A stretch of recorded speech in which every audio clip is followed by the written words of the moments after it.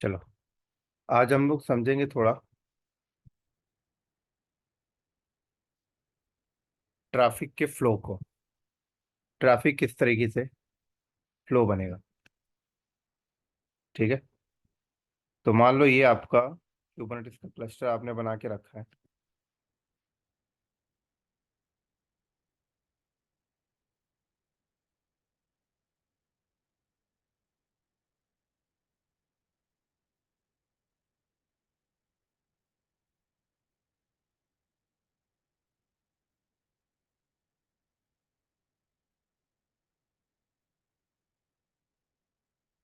ये मान लो आपका क्या है, कुबरनेटिस का क्लस्टर है।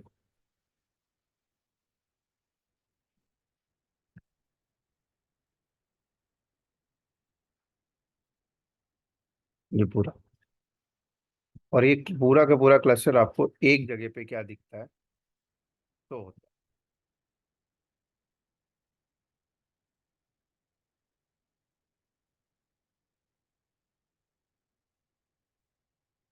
और ये सारी चीजें क्लस्टर के अंदर आपकी एडेड है।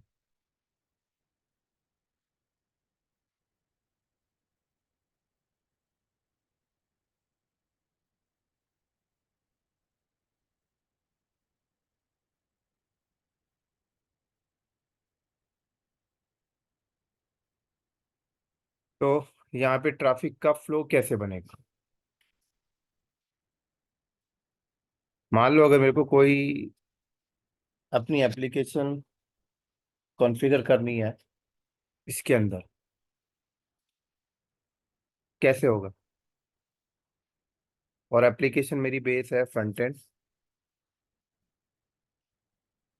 किस टाइप की एप्लीकेशन है। फ्रंट एंड, बैक एंड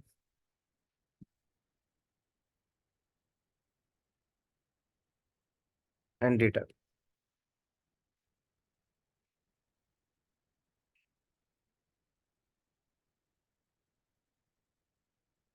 तो सबसे पहले हमारा जो डेवलपर होगा, क्या होगा। हमारा जो डेवलपर होगा वो front end application, front end application की क्या कर रहा होगा, कोडिंग।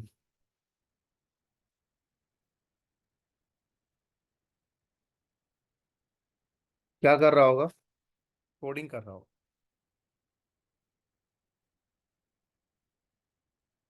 कोडिंग के बाद उसे कंपाइल करेगा।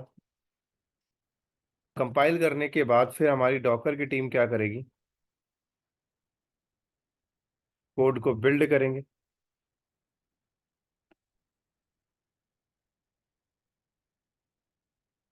फिर बिल्ड करने के बाद फिर डॉकर फाइल लिखी जाएगी। डॉकर फाइल के थ्रू इमेज बनेगी।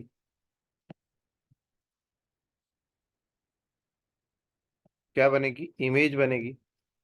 और इस इमेज को हम लोग रजिस्ट्री सर्वर पे अपलोड करेंगे। कहाँ करेंगे, इस इमेज को हम लोग रजिस्ट्री सर्वर पे अपलोड करेंगे। रजिस्ट्री सर्वर पब्लिक भी हो सकता है, प्राइवेट भी हो सकता है।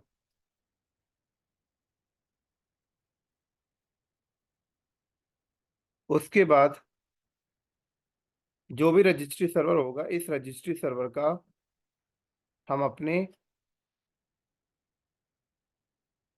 क्लस्टर के साथ एक्सेस करवा देंगे।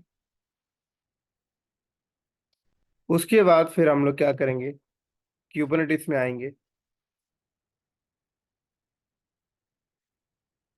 और यहाँ पर फ्रंट एंड एप्लीकेशन डिप्लॉयमेंट की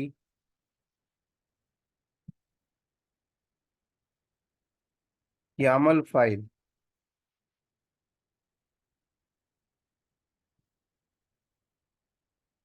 राइट करेंगे। क्या करेंगे, YAML फाइल राइट करेंगे। तो अगर जरा एग्जाम्पल दिखाऊं।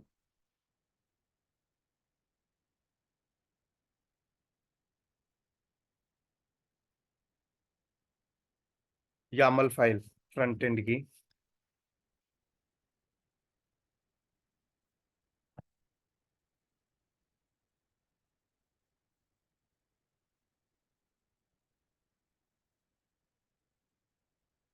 ये रही।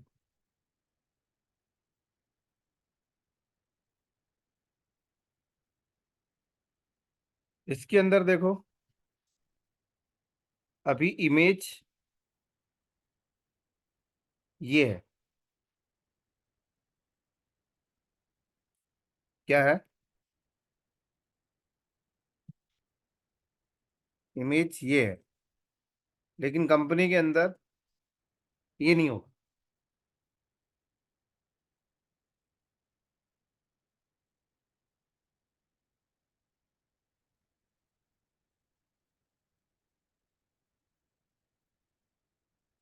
ये मेरा प्राइवेट रजिस्ट्री सर्वर है डॉकर के ऊपर।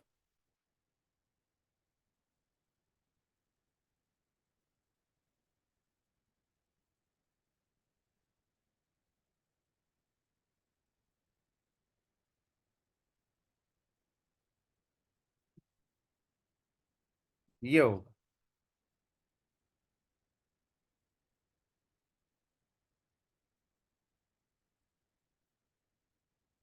अगर मैं इस यामल फाइल को उठाऊं और नोट पैड खोलूं, इमेज ये है। क्या होगा इमेज?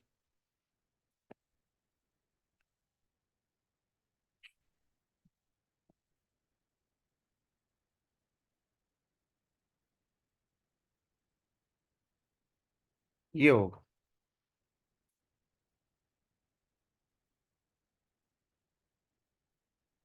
इस YAML फाइल में क्या लिखा है कि ये डिप्लॉयमेंट बनाएगा।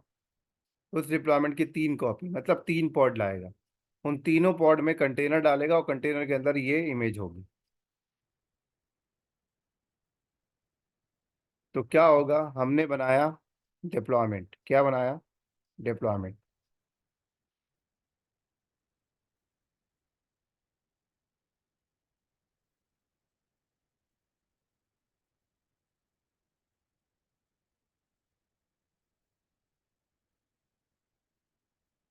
क्या बनाया हमने यहाँ पर? डिप्लॉयमेंट। डिप्लॉयमेंट क्यों हमने कितनी कॉपी दी? 3 कॉपी दी। कितनी कॉपी दी? 3। तो जब डिप्लॉयमेंट को हमने 3 कॉपी दी तो क्या होगा बैकएंड में? बैकएंड में एक RS बनेगा। RS stand for replica set.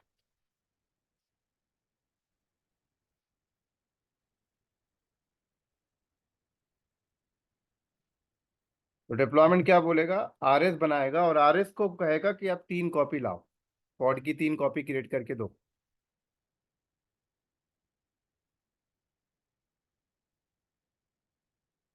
तो अब RS 3 पॉड बनाएगा। कहाँ बनाएगा? नोड में। कौन से नोड में पता नहीं, अपने अकॉर्डिंग देखेगा। मान लो एक यहाँ बना दिया, एक यहाँ बना दिया, एक यहाँ बना दिया, या एक में ही सारे बना दिया। ऐसे भी कर सकते हैं शेड्यूलर के भी आप।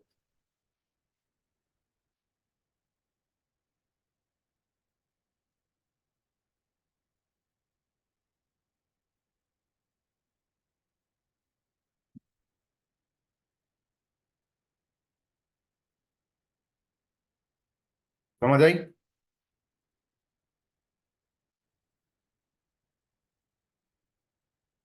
उसके बाद अब क्या होगा?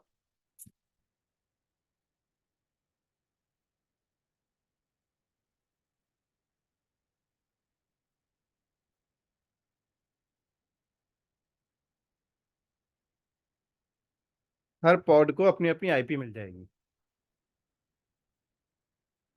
उसके बाद डिप्लॉयमेंट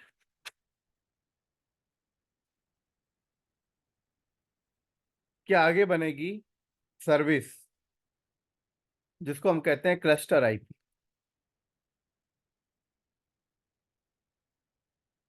आगे बनेगी क्या? Cluster IP.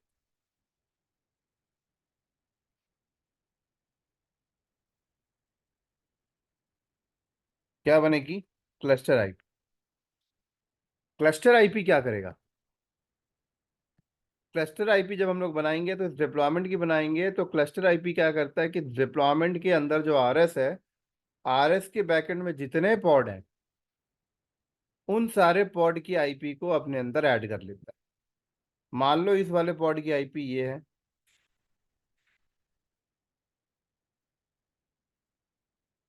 मान लो इस पॉड की आईपी ये है,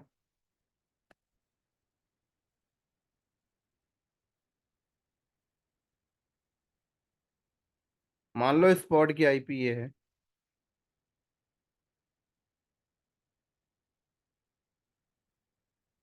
तो इन सारे पॉड की आईपी को अपने अंदर क्लस्टर आईपी ऐड कर लेता है। और इस क्लस्टर आईपी को एक आईपी असाइन हो जाती है। मान लो इसको एक आईपी असाइन हुई है,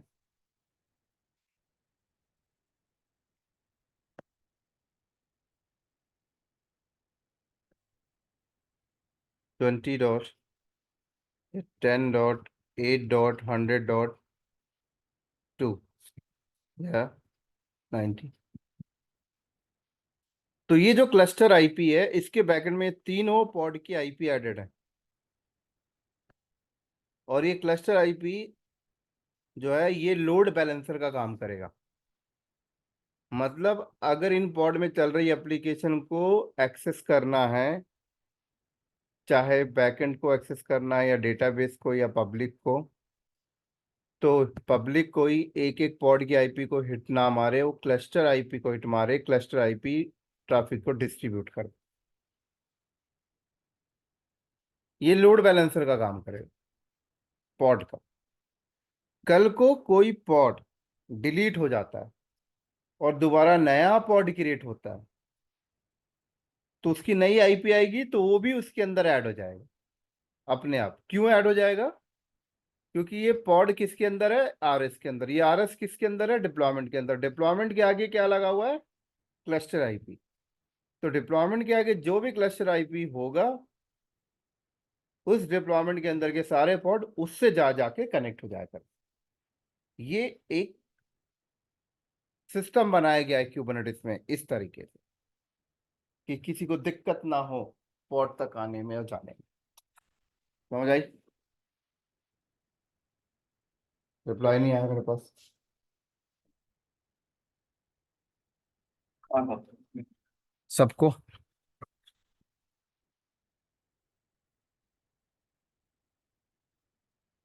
यस सर।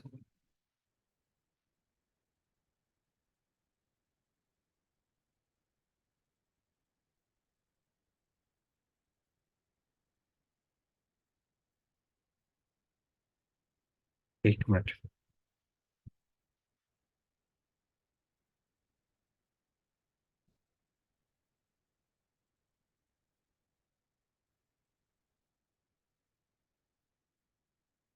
ठीक है।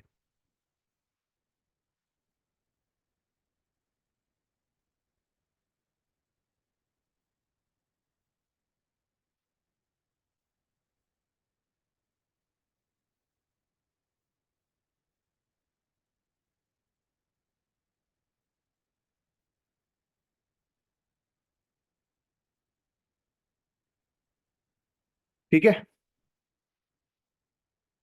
Next point.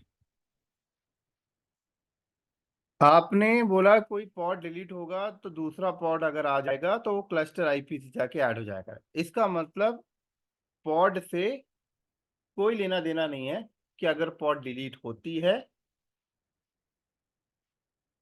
तो क्या होना है, क्योंकि पॉड कहाँ बना हुआ है? आरएस के अंदर। आरएस क्या करता है? कोई पॉड भी डिलीट होगी तो वापस से रिक्रिएट कर दिया करेगा, उसको नहीं, नया पॉड ला दिया करेगा।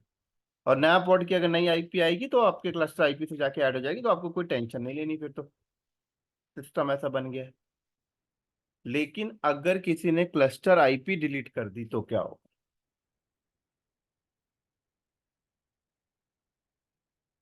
अगर किसी ने क्लस्टर आईपी उड़ा दी तो क्या होगा? तो अगर किसी ने क्लस्टर आईपी उड़ा दी और ये क्लस्टर आईपी आगे आप यूज कर रहे थे और दोबारा क्लस्टर आईपी आप बनाओगे तो क्या होगा?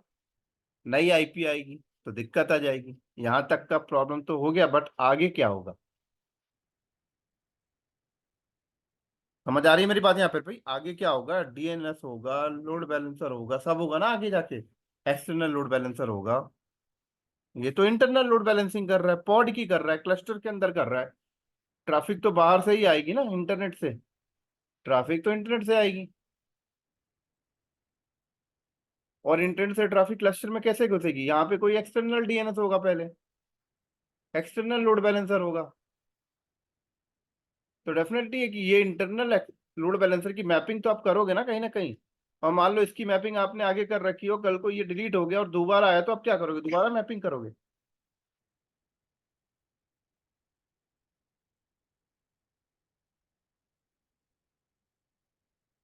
काम रुक जाएगा सर।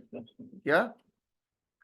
सर काम रुक जाएगा, यानी कोई भी कनेक्टिविटी तो टूट ही जाएगी और पूरा पार्ट डिस्टर्ब हो जाएगा।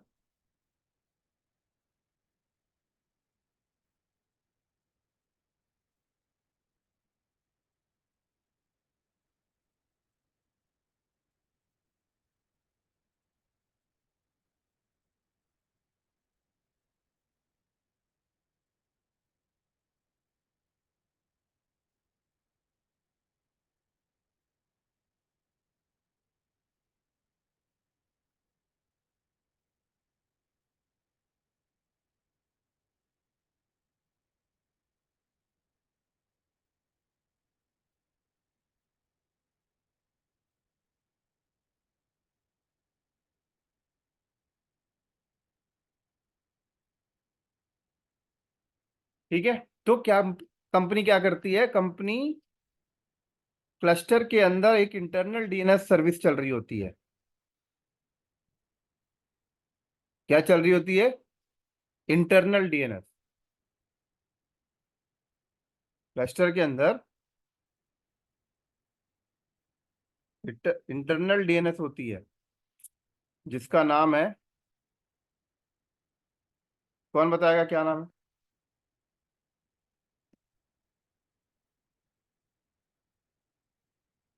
क्या चल रही होती है? Internal DNS.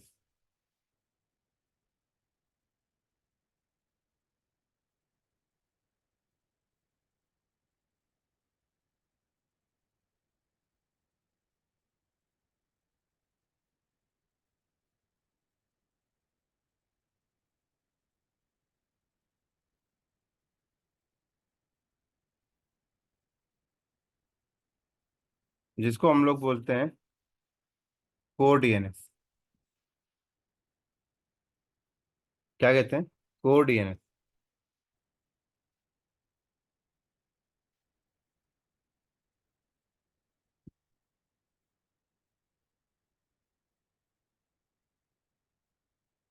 क्या बोलते हैं? Core DNS. तो होता क्या है इसमें देखो, आपने डिप्लॉयमेंट बनाई होगी तो डिप्लॉयमेंट का नाम आपने रखा होगा। मान लो हमने डिप्लॉयमेंट का नाम रखा है फ्रंट एंड। क्या रखा है डिप्लॉयमेंट का नाम? Front end.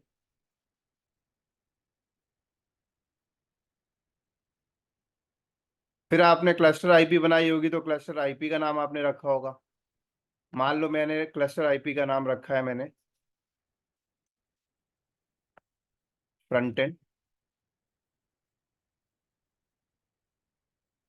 अब कोड डीएनएस क्या कहता है? कोड डीएनएस का बाय डिफॉल्ट नाम होता है, जो डिफॉल्ट नेम होता है वो मैं आपको बताता हूँ। डिफॉल्ट नेम होता है svc.cluster.local। ये कभी चेंज नहीं होता है। अब ये कहता है कि जिस भी क्लस्टर आईपी का क्लस्टर आईपी के साथ आप कोड डीएनएस क्रिएट करते हो तो नाम बन जाता है क्या? नाम बन जाता है आपके क्लस्टर आईपी का नेम। क्लस्टर आईपी का नेम क्या है? Front end. उसके बाद डॉट, उसके बाद जिस नेम स्पेस में है वो नेम स्पेस ऐड हो जाता है, और फिर डॉट, और ये SVC dot local, cluster dot local, ये तो सेम ही रहता है। तो कहा जाता है कि किसी भी क्लस्टर आईपी का आप कोड डीएनएस क्रिएट करें, क्रिएट करना नहीं होता, ऑटोमेटिक बन जाता है। और उसका नाम क्या होता है, front end dot. Front end क्यों हुआ, क्योंकि क्लस्टर आईपी का नाम डिफॉल्ट क्यों आया, क्योंकि जिस नेम स्पेस में है और बाकी चीजें सेम रहती हैं। तो इससे फायदा क्या होता है कि कल को क्लस्टर आईपी डिलीट भी हो जाती है, तो जब आप दोबारा क्लस्टर आईपी बनाओगे तो आप सेम नाम ले लेना और सेम नेम स्पेस, तो वापस से नेम वही हो जाएगा। तो इससे फायदा ये होगा कि आगे अगर आप कोई चीजें पास कर रहे हो तो क्लस्टर आईपी मत करो, नाम पास कर दो। तो नाम जो आगे पास करते हो, जिसकी इंटीग्रेशन आगे हो चुकी है, तो कल को क्लस्टर आईपी डिलीट भी होगी तो आगे इंटीग्रेशन करने की जरूरत नहीं होगी, क्योंकि उसी नाम से बना देंगे तो वही नाम आ जाएगा। समझ आई? हाँ जी। हाँ सर। अब आगे क्या करेंगे? अब आगे यहां पर लगता है,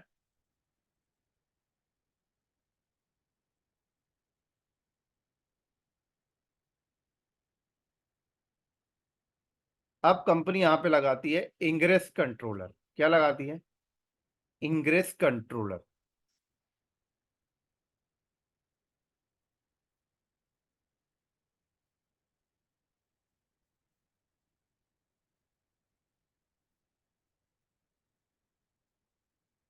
इंग्रेस कंट्रोलर, यहां पे कंपनी क्या लगाएगी? Ingress controller. इंग्रेस कंट्रोलर का मतलब क्या होता है कि बाहर से कोई ट्रैफिक अगर क्लस्टर के अंदर घुस जाए तो उस ट्रैफिक को कंट्रोल कैसे करें।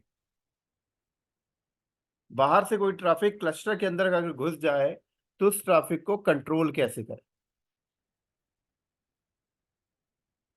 तो अब इंग्रेस कंट्रोलर के अंदर डिफाइन होता है राउटिंग।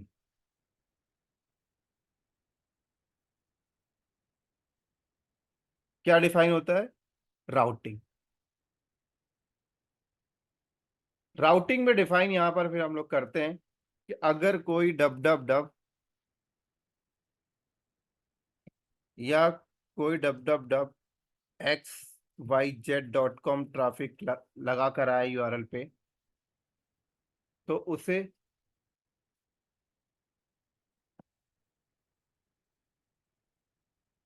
इधर सेंड कर दें। ऐसे ही हमारे पास नंबर ऑफ प्रोजेक्ट्स होंगे। जैसे एक प्रोजेक्ट तो ये बन गया, एक और कोई प्रोजेक्ट आ गया HDFC का, तो हमने उस HDFC का डिप्लॉयमेंट बनाया, फिर उसकी क्लस्टर आईपी, फिर उसका कोड डीएनएस, फिर यहाँ पे रूल डिफाइन कर दिया कि कोई www.hdfc.com लगा कर है तो उसे उधर भेजना। तो बाहर से आने वाली ट्रैफिक अगर क्लस्टर पे आती है तो उसको कंट्रोल करने का काम कौन कर रहा है? Ingress control. ये सारा खेल हो गया हमारा क्लस्टर के अंदर का। सारा खेल कहाँ का हो गया? ये सारा खेल है हमारा क्लस्टर के अंदर का।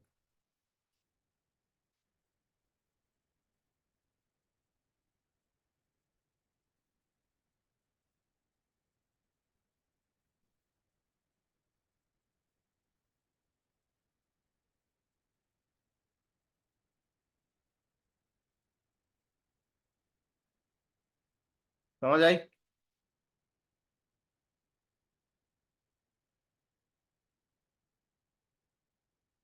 हाँ।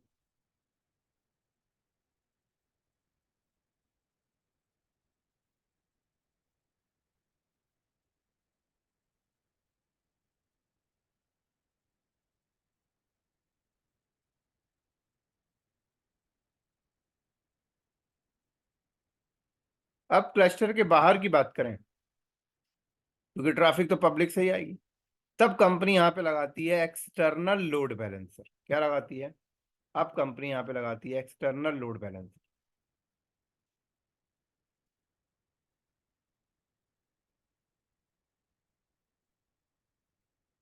क्या लगाती है? यहाँ पे लगाएगी एक्सटर्नल लोड बैलेंसर। अब मुझे आप लोग बताओगे एक्सटर्नल लोड बैलेंसर क्या है?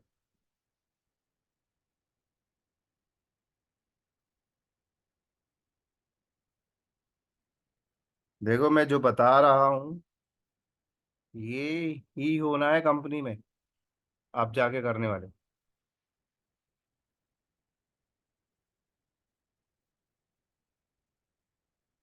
क्योंकि मैंने बहुत सारे अपने क्लाइंटों को ये चीजें करके दी हैं, और मैंने जितने भी कंपनियों में देखे हैं सबकी रिक्वायरमेंट यही आती है, यही चाहिए हमें पूरा एंड टू एंड प्रोजेक्ट। बताओ, एक्सटर्नल लोड बैलेंसर सुना तो होगा कभी, क्या होता है? सर जो नोड ग्रुप के ऊपर लगता है, नंबर ऑफ नाम VM, बताओ, एक आदि का नाम बता दो मेरे को। क्लासिक है सर, नेटवर्क लोड बैलेंसर है और एप्लीकेशन लोड बैलेंसर है। और हाँ, ये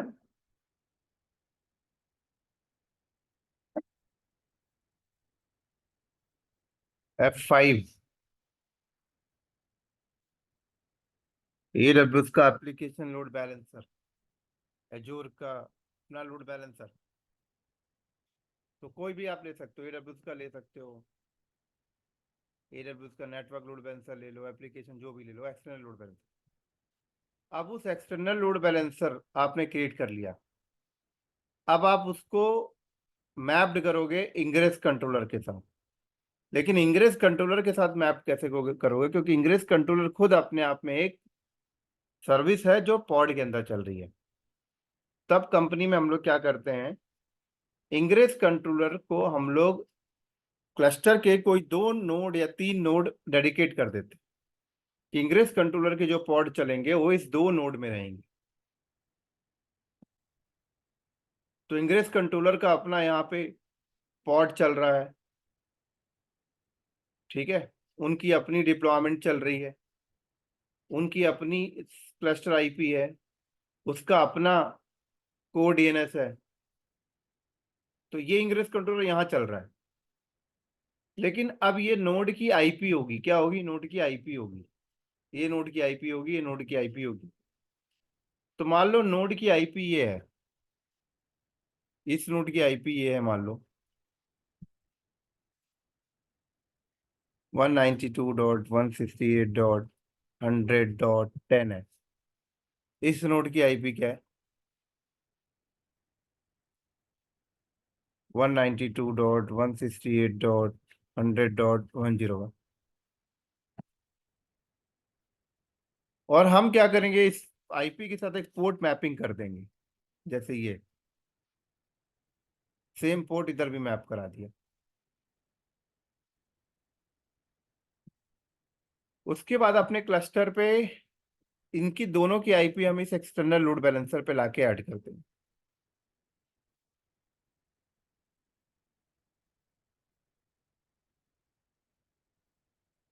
और ये नोड की आईपी इस कोड डीएनएस से, इसके कोड डीएनएस से कनेक्ट हो जाएगी। और ये एक्सटर्नल लोड बैलेंसर है जिसकी आईपी है फॉर एग्जांपल 100.10.102. ये। और इस एक्सटर्नल लोड बैलेंसर के आगे हम लोग लगाएंगे एक्सटर्नल डीएनएस। क्या लगाएंगे? एक्सटर्नल डीएनएस होगा।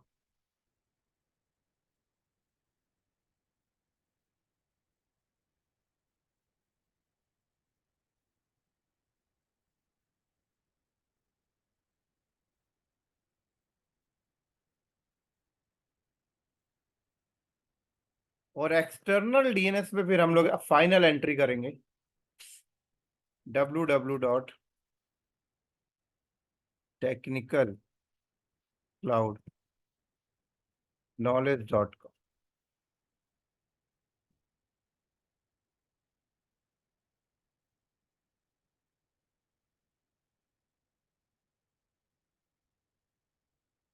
ये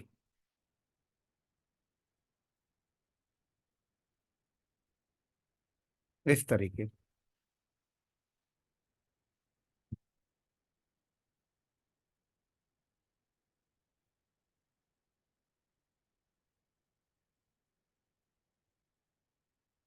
समझ आई?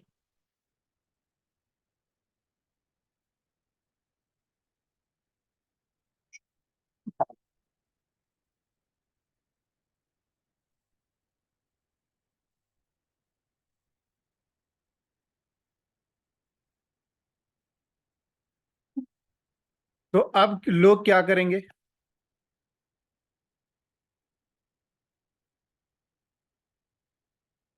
ट्रैफिक कहाँ आएगी? हमारे ये कस्टमर है, ये अपना हिट करेगा www.technicalcloudknowledge.com ट्रैफिक वाया इंटरनेट। यहाँ, यहाँ से यहाँ, ये देखेगा अच्छा 2 नोड है, तो इस नोड को ट्रैफिक भेज देगा। ये जाएगा इंग्रेस कंट्रोलर के कोडीएनएस में, कोडीएनएस से cluster IP, cluster IP mapped होगी इसके साथ, ट्रैफिक यहाँ तक पहुंचाती। अब ये क्या है? सॉरी, क्लस्टर आईपी ने गलत बोल दिया। ये तो इंग्रेस कंट्रोलर के पास है, इंग्रेस कंट्रोलर के पास आ गया। इंग्रेस कंट्रोलर पे आपने रूल डाला है। क्या डाला है? रूल आपने डाल के रखा है कि अच्छा www.technicalcloudknowledge.com लगा कर कोई आए, तो उसको आपने रूल ऐसा डाला कि उसकी मैपिंग आपने इसके साथ कर दी। तो फिर इसके पास आएगी, इससे यहाँ आएगी, यहाँ यहाँ तक पहुंच जाएगी। ये बनता है फाइनल ट्रैफिक का फ्लो। समझ आई?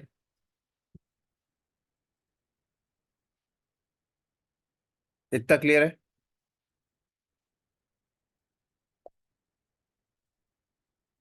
Yes sir.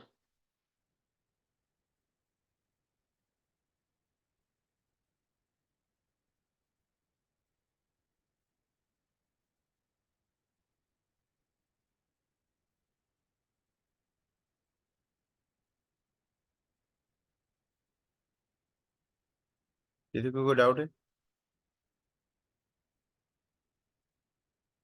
Next point,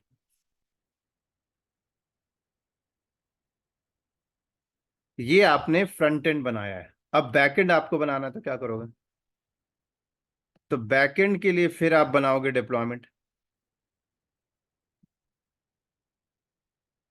back and के लिए फिर आप बनाओगे डिप्लॉयमेंट।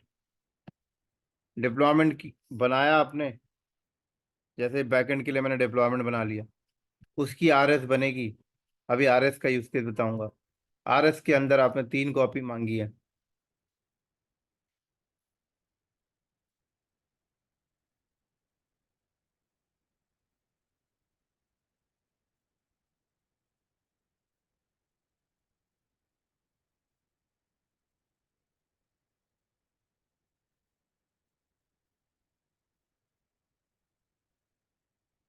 ये बनाया आपने उसका डिप्लॉयमेंट। डिप्लॉयमेंट के अंदर आरएस, आरएस के अंदर आपने 3 कॉपी बनाई, तो 3 पॉड फटाफट बन गए। फिर आप उस डिप्लॉयमेंट का बनाओगे क्लस्टर आईपी। ये उसकी क्लस्टर आईपी बन गई मान लो। फिर क्लस्टर आईपी का आपने बनाया क्या? कोडीएनएस। ये कोडीएनएस हो गया। ठीक है, बस। तो बैकएंड बाहर नहीं जाना, तो उसको इतना ही रखो, कोडीएनएस तक ही रखो, बाहर नहीं जाएगा ना बैकएंड।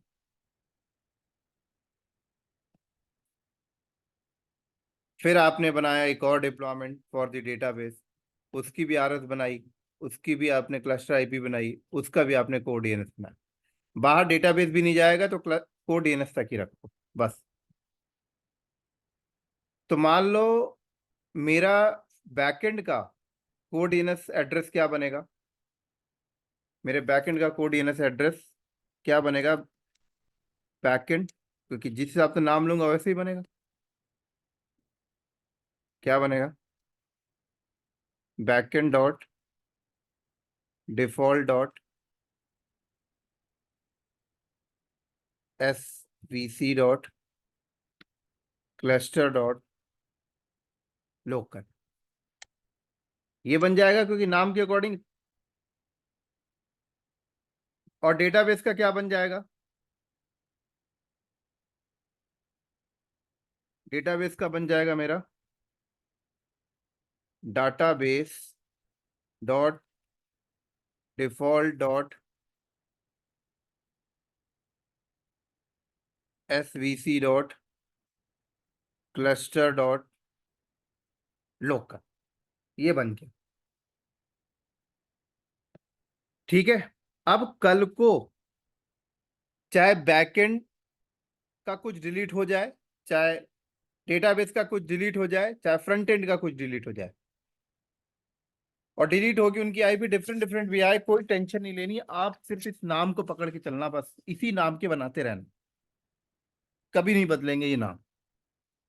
तो कल को आपने देखा है, इसी को हम लोग कहते हैं माइक्रो सर्विस आर्किटेक्चर। और माइक्रो सर्विस आर्किटेक्चर में क्या होता है कि डिप्लॉयमेंट से पहले डिजाइनिंग हो जाती है। डिप्लॉयमेंट से पहले आर्किटेक्चर की डिजाइनिंग हो जाती है, उसकी यामल फाइल राइट हो जाती है। और जब आप देखो ये कैसे हो रहा है, जब आपको पता ही नहीं है कि आपका डेटाबेस अभी बना ही नहीं है, तो डेटाबेस का आईपी ही आपके पास नहीं है, तो आप इंटीग्रेट कहां से कर पा रहे हो? आपका बैकएंड बना ही नहीं है, तो आपको कहां से पता आईपी क्या आएगी? उसकी इंटीग्रेशन आप कैसे कर पा रहे हो? फ्रंट एंड की इंटीग्रेशन आप कैसे कर पा रहे हो? तो माइक्रो सर्विस आर्किटेक्चर में क्या होता है कि ये प्रोजेक्ट्स लगाने से पहले ही हम लोग यामल फाइल पे सब कुछ डिजाइन कर लेते हैं कि ये हमारा फ्रंट एंड है, इसके बैकएंड में ये बैकएंड इंटीग्रेट होगा, ये हमारा बैकएंड है, इसमें ये डेटाबेस इंटीग्रेट होगा। और डेटाबेस बना ही नहीं है, तो कहाँ से इंटीग्रेट कर पा रहे हो? With the help of core DNS. क्योंकि आपको पता है कि ये मेरा फ्रंट एंड का एड्रेस ये रखूंगा, मैं कल को मैं बनाऊंगा तो यही आएगा, मेरा बैकएंड ये है, डेटाबेस ये है। तो पहले ही सारी डिजाइनिंग हो जाती है with the help of core DNS. समझ आई मेरी बात यहाँ पर? हाँ जी। तो मेरी फ्रंट एंड की जो डिजाइनिंग होगी, वहां पर मैंने बोला कनेक्ट टू बैकएंड। बैकएंड का एड्रेस क्या है मुझे नहीं पता, बट मुझे ये पता है कि मैं कल को बैकएंड जब मैं बनाऊंगा तो इस नेम इसमें बनाऊंगा और ये नाम यूज करूंगा, तो यही नाम आएगा।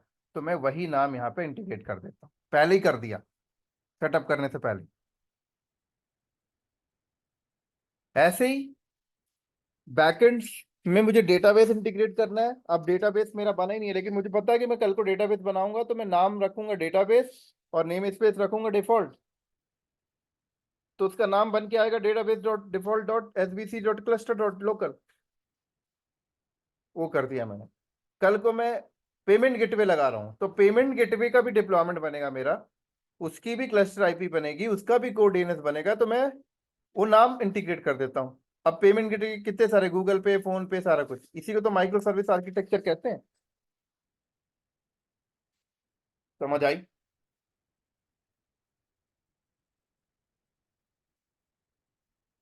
Yes sir. क्लियर है? हाँ।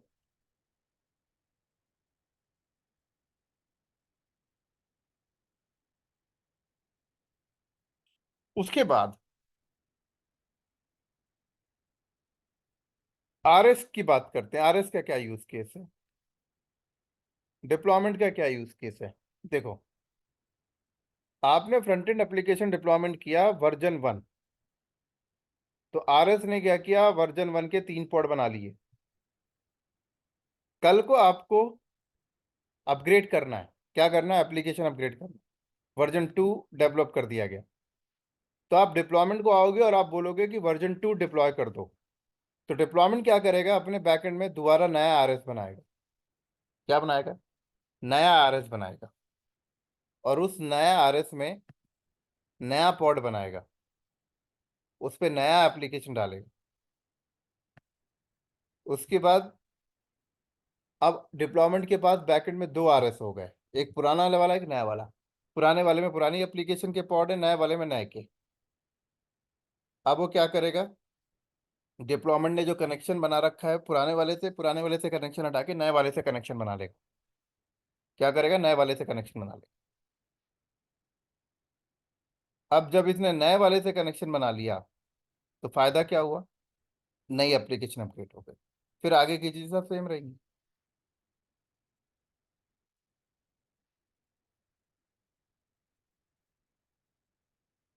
समझ आई? हाँ जी।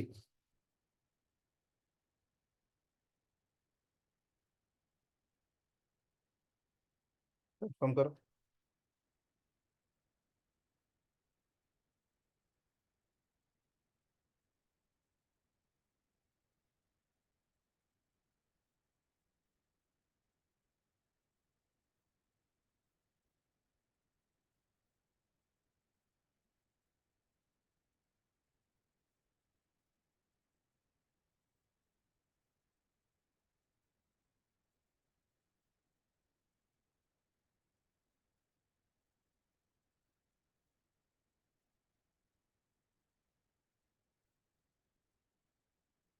रिप्लाई करो यार, आप लोग कुछ बोलते ही नहीं हो।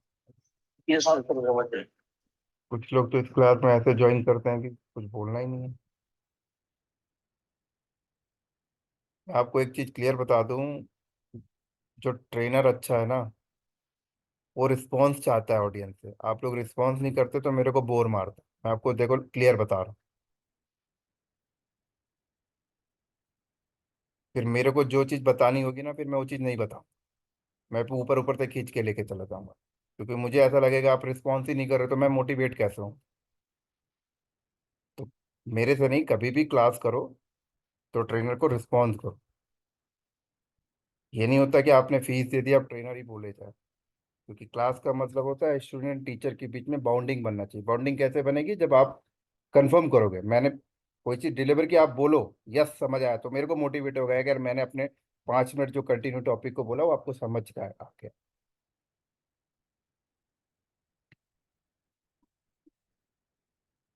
ये मैं आपको मूल मंत्र दे रहा हूँ। अगर आप किसी ट्रेनर के अंदर से पूरी चीजें निकालवाना चाहते हो कि यार पूरी चीजें बता दो, तो बराबर रिस्पॉन्स करके चलो हमेशा। मेरे पास बाहर की कंट्री के लोग आते हैं, एक एक सेकंड में रिस्पॉन्स करते हैं, एक एक सेकंड में। इवन वो रात को 3 बजे लॉग इन करके बैठते हैं फिर भी। मेरे इधर 10 बज रहा होता है तो उनका उधर 3 बजे का रात हो रहा हो।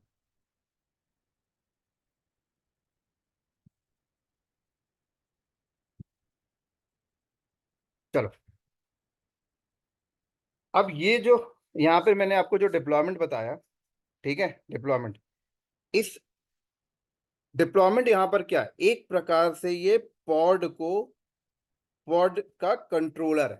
कंट्रोलर, कंट्रोलर का मतलब होता है कि जो पॉड आपके बने ना, ये पॉड, इन पॉड को कुछ भी होगा ये ऑटोमेटिक रिक्रिएट हो जाते हैं। क्यों हो जाते हैं? क्योंकि ये किसी कंट्रोलर के ऊपर लगे हुए हैं। तो अगर हम लोग बात करें कि टाइप्स ऑफ कंट्रोलर की, क्या करें? Types of controller. क्योंकि यहां पर मैंने अभी आपको सिनेरियो में जो मैंने आपको बताया, फ्रंट एंड के लिए भी सेम कंट्रोलर लगा दिया, बैक एंड के लिए भी सेम कंट्रोलर लगा दिया, और डेटाबेस के लिए भी सेम कंट्रोलर लगा दिया, बट डेटाबेस का कंट्रोलर अलग होता है।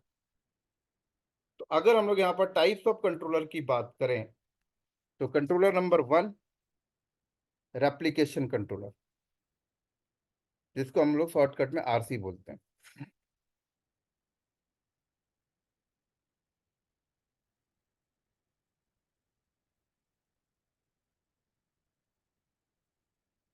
Replication controller. Second, replica set.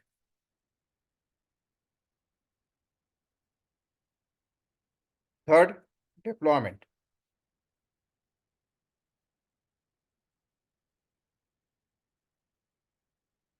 अगर हम लोग यहाँ पे देखें, रेप्लिकेशन कंट्रोलर क्या है? ये पॉड को कंट्रोल करता है। क्या करता है? पॉड को कंट्रोल करता है। रेप्लिका सेट भी करता है, डिप्लॉयमेंट भी करता है। ऐसे ही फोर्थ है डीमन सेट।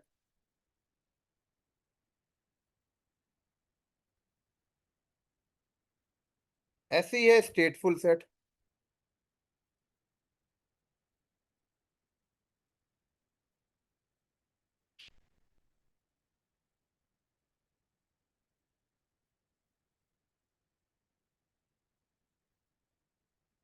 तो स्टेटफुल सेट ये यूज होता है फॉर द डेटाबेस। क्या होता है? फॉर द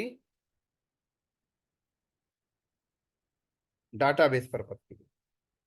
अगर आप डेटाबेस के ऊपर कंट्रोलर लगाना चाहते हो कि कल को डेटाबेस का पॉड ऑटोमेटिक रिक्रिएट हो जाए, तो आप यूज करोगे क्या? Stateful set.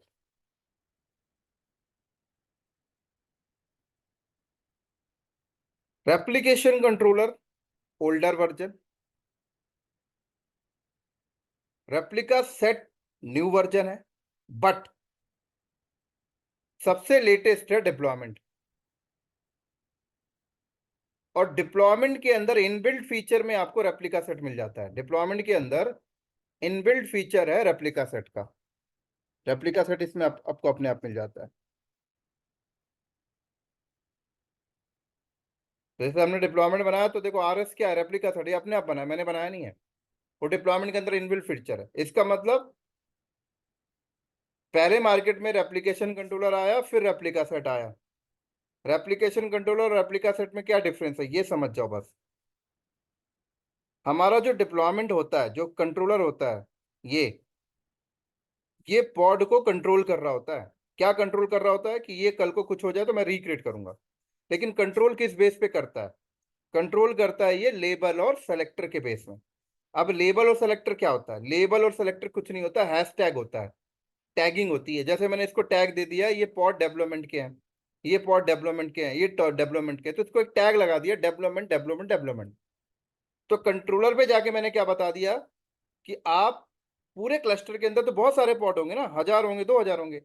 मैंने कंट्रोलर को बोला कि आपको ऐसे पॉड को कंट्रोल करना है जिसपे लेबल क्या लगा है, डेवलपमेंट डेवलपमेंट डेवलपमेंट। तो जो कंट्रोलर होता है वो पॉड को कंट्रोल करता है लेबल एंड सेलेक्टर के बेस में। तो यहां पर मैं कंट्रोलर में क्या बताऊंगा, सेलेक्टर वैल्यू कि सेलेक्टर कीवर्ड डालूंगा और बोलूंगा कि आप ऐसे पॉड को सेलेक्ट करो कंट्रोल करने के लिए जिसपे लेबल डेवलपमेंट लगाओ, दैट्स इट।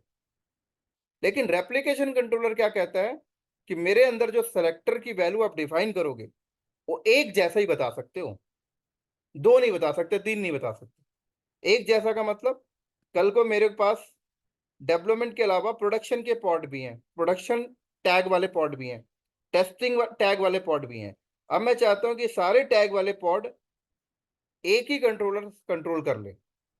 तो ये इम्पॉसिबल है रेप्लिकेशन कंट्रोलर के केस में, क्योंकि रेप्लिकेशन कंट्रोलर कहता है मैं at the moment of time एक ही हैशटैग वाले पॉड को कंट्रोल करूंगा, दो दो नहीं कर सकता। लेकिन रेप्लिका सेट क्या कहता है, मैं मल्टीपल कर लेता हूं। तो यही दोनों में डिफरेंस है। फिर बाद में मार्केट में डिप्लॉयमेंट आया। डिप्लॉयमेंट क्यों आया? क्योंकि रेप्लिकेशन कंट्रोलर और रेप्लिका सेट में rolling update and roll out के फीचर्स नहीं हुआ करते थे। रोलिंग अपडेट रोल आउट का मतलब कि कल को मुझे एप्लीकेशन अपग्रेड करना है या डाउनग्रेड करना है तो वो फीचर्स नहीं मिलते थे। तो डिप्लॉयमेंट आया तो उस पर ये फीचर्स आपको मिल गए कि रन टाइम में आप rolling update and roll out दोनों कर सकते हो। लेकिन डिप्लॉयमेंट के साथ उन्होंने आरएस इनबिल्ट करके दे दिया। क्यों करके दे दिया? क्योंकि रोलिंग अपडेट रोल आउट का काम ये करेगा और कंट्रोल का काम ये करेगा, ऐसा। डीमन सेट क्या है? डीमन सेट का मतलब देखो क्या होता है। मान लो आपको क्लस्टर के अंदर कोई ऐसी एक एप्लीकेशन डिप्लॉय करनी है जिसके हर एक पॉड हर एक नोड में आप चाहते हो। क्योंकि replication controller, replica set, deployment, ये इनको आप बता दो कि मेरी एप्लीकेशन डिप्लॉय कर दो और मेरे को 10 पॉड की कॉपी दे दो। तो अब उसकी उसकी रिस्पॉन्सिबिलिटी है 10 पॉड कैसे भी चला के देना। तो हो सकता है वो एक ही नोड में 10 पॉड चला दे या 4 नोड में 10 पॉड चला दे, बाकी के नोड खाली रख दे। वो अपनी शेड्यूलर के बिहाफ पे चल रहा होता है।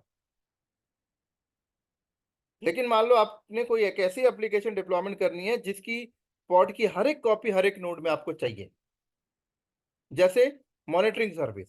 अब मॉनिटरिंग सर्विस में क्या होता है, मान लो आप मॉनिटरिंग सर्विस कंटेनराइजेशन के थ्रू डिप्लॉय कर रहे हो, तो डेफिनेटली आप सोचोगे कि हर नोड में एक एक उसकी पॉड होने चाहिए, क्योंकि लॉग्स तभी तो लाके फेंकेगा मैट्रिक्स। और उस और चाहते हो कि वो पॉड अगर डिलीट हो तो रिक्रिएट भी ऑटोमेटिक हो जाए, तो कंट्रोलर चाहिए। अगर कंट्रोलर एप्लीकेशन कंट्रोलर यूज करते हो, रेप्लिका सेट यूज करते हो या डिप्लॉयमेंट यूज करते हो, तो आपके डिजायर वैल्यू तो कर देंगे कंप्लीट, डिलीट को वापस रिक्रिएट तो कर देंगे, बट आपको कभी ये सिक्योरिटी नहीं देते हैं कि हर नोड में एक एक पॉड हम रखेंगे, नहीं। वो बोलते हैं हम अपने ब्याप में रखेंगे, हमारे हमें को लगता है कि एक ही नोड में सारे पॉड आ जाएंगे तो हम वहां रख देंगे, चार में आएंगे तो चार पे रख देंगे, कुछ को खाली रख देंगे, ऐसा करते हो। लेकिन मेरी डिमांड क्या है, मुझे को डिजायर वैल्यू भी चाहिए और हर नोड में एक एक कॉपी चाहिए। तो आपको यूज करना पड़ेगा डीमन से। एग्जाम्पल के लिए मॉनिटरिंग सर्विस, और स्टेटफुल यूज होता है फॉर द डेटाबेस के लिए। क्लियर हुआ? Yes, sir. Yes, sir. So, ji. so the daemon set, can we use it as a high availability also? कि भाई एक नोड में पॉड नोड अगर का इश्यू हो जाए तो दूसरा पॉड एटलीस्ट रेडी रहे सर्व करने के लिए। फिर से रिपीट करना। नहीं, जैसे आपने बताया daemon set is to distribute the number of pod on equal number of nodes, right? हाँ 10 नोड्स है तो हाँ 10 हाँ, हाई पॉड्स में अवेलेबिलिटी रखेगा, कोई डिलीट होगा तो अपने आप लाएगा वो। ओके। हम्म। सर स्टेटफुल से तो आप थोड़ा सा और डीप में explain कर सकते हैं डेटाबेस के लिए कैसा यूजफुल होगा। स्टेटफुल डेटाबेस के लिए यूज होता है, क्योंकि देखो बाकी के जैसे कंट्रोलर हैं, ठीक है, हाँ। वो क्या करते हैं, वो ट्रैफिक को इक्वली डिस्ट्रीब्यूट करते हैं। जैसे 3 पॉड है तो ट्रैफिक को इक्वली डिस्ट्रीब्यूट करेंगे, मतलब ये तीनों पॉड इसके साथ कनेक्ट हो जाएंगे, ठीक है। तो इसके पास 3 ट्रैफिक आएगी तो एक इसको देगा, एक इसको देगा, इसको देगा। बट डेटा के बेस के केस में ऐसा नहीं करते हम। डेटाबेस के केस में हम एक बार में एक को एक्टिव रखेंगे, एक को पैसिव रखेंगे, है ना। पहले ये हाँ। एक्टिव रहेगा, सारी ट्रैफिक ये हैंडल करेगा, ये डाउन होगा तो ये आएगा फिर एक्टिव में। ठीक। क्योंकि अगर सारे एक्टिव रख दोगे तो दिक्कत हो जाएगी भाई, एक कोई कस्टमर यहाँ से आके राइट कर रहा है, कोई यहाँ से आके डिलीट मार देगा नहीं तो। अच्छा, तो इंटरनल ऐसे के जैसे करते हैं हाँ, stateful। ठीक। तो स्टेटफुल सेट इसलिए यूज करते हैं क्योंकि वो एक बार में एक ही से एक्टिव कनेक्शन बना के रखता है, ठीक है। ठीक है।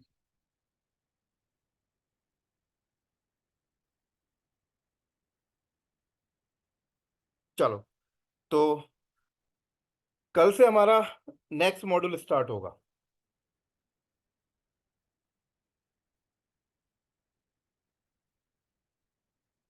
ओके।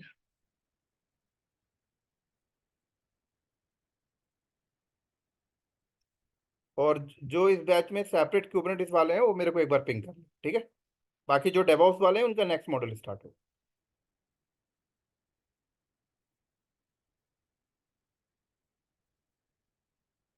और एक कुबरनेटिस डेवऑप्स का ये हो जाएगा कैसा अभी कितना, क्या बोल रहे हो? मतलब डेवऑप्स के लिए कुबरनेटिस यहाँ पे क्लोज है कि हाँ, और यहाँ पे कुछ है? क्लोज है।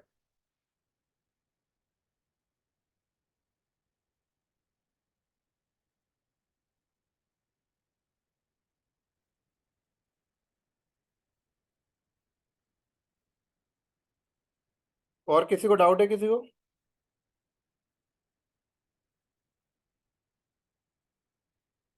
नो। चलो, कल मिलते। Thank you. Thank thank you sir. You, thank you.